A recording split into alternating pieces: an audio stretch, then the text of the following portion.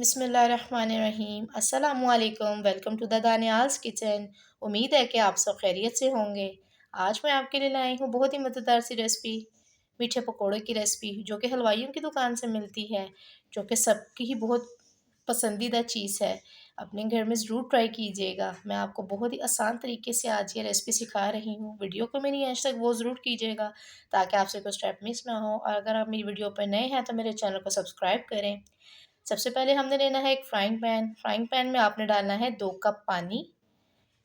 2 cup पानी डालने के बाद आपने इसके अंदर डालनी है 1 कप चीनी भर के। अगर आप चीनी मीठा ज़्यादा खाना पसंद करते हैं तो आप 2 से 3 टेबलस्पून चीनी और ऐड कर सकते हैं, बट ये मीठा परफेक्ट है। डालने के बाद आपने इसको हल्की आंच पे जो है इसका शीरा बनाना है। अच्छे से आपने इसको मेल्ट करना है चीनी को। जब ये अच्छे से मेल्ट हो जाए तो आपने 4 से 5 मिनट तेज़ आंच करके इसको हल्का सा पानी इसका ड्राई करना है। और जब ये ड्राई हो जाए तो ये देखिए इस तरह से आपको पता चल जाए कि गाढ़ा हो गया है।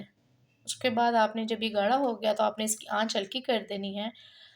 और 1 कप डालना है आपने पहले चावलों का आटा। टोटल हमने इसमें 2 कप डालना है चावलों का आटा। पहले आपने 1 कप डाल के अच्छे से मिक्स कर देना है, फिर दोबारा से आपने दूसरा कप डालना है और अच्छे से आपने इसको भी मिक्स करना है। इसको आपने मुसलसल चम्मच हिलाना है ताकि इसकी गुठलियाँ ना बने, क्योंकि चावलों का आटा जो है बहुत जल्दी हार्ड हो जाता है। इसलिए हमने इसको हल्की आंच पे पकाना है और मुसलसल चम्मच हिलाना है। और देखिए इस शेप में आ जाए तो आपने चूल्हा बंद कर देना है। उसके बाद आपने इसको एक ट्रे में निकाल लेना है और 1 टेबलस्पून आपने घी या ऑयल का ऐड करना है और इस तरह से इसको मिक्स करना है। इसको आटे की तरह आपने नहीं गूँधना, इसको जस्ट फ़ोल्ड करना है। इस तरह से साइड्स इसकी फ़ोल्ड करनी है, ऑयल की ग्रीस करके आपने इसकी साइड्स फ़ोल्ड करनी है। करने के बाद आपने इसमें 1 टेबलस्पून डाल देना है सफ़ेद तिल। डालने के बाद आपने इनको भी अच्छे से मिक्स करना है। अच्छे से मिक्स करने के बाद आपने इसको 15 से 20 मिनट्स रेस्ट देना है।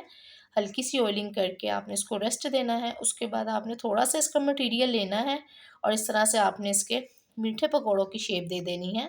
गोलाई में इस तरह से इतने साइज़ के आपने जो है इसके पेड़े बनाने हैं। और बनाने के बाद ऊपर आपने इसके लगा देने हैं तिल। इस तरह से तिल ज़रा भर-भर के लगाने हैं आपने, क्योंकि जब हम फ्राइंग करेंगे तो कुछ तिल जो है इसके ऊपर से उतर भी जाते हैं, इसलिए आपने तिल ज़रा भर के लगाने हैं। लगाने के बाद ये देखिए माशाल्लाह से हमारे ज़बरदस्त सी जो है शेप इसकी पकौड़ों की तैयार हो चुकी है। उसके बाद हम एक लेंगे फ्राइंग पैन, उसमें डालेंगे हम ऑयल।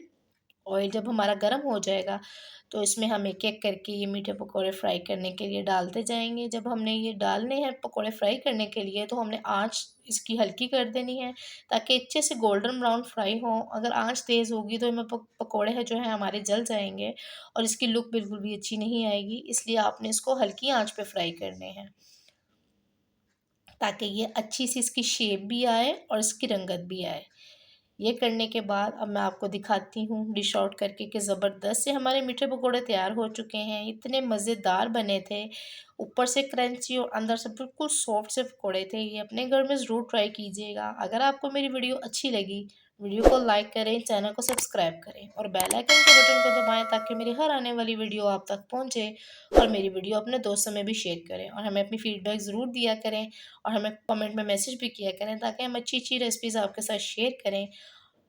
जज़ाकल्लाह।